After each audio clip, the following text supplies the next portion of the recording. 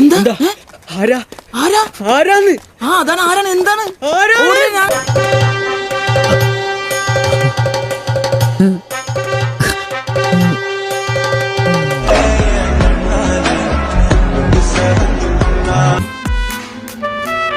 ഇവളുടെ ഉദ്ദേശം അഭിനയമല്ല.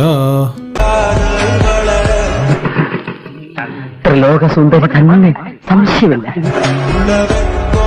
കൊടുക്കുന്നുണ്ടോ? മുതലും ഇല്ല, പലിശയില്ല. അതിന് ചേച്ചന്റെ ഒരു മുതലല്ലേ എടാ.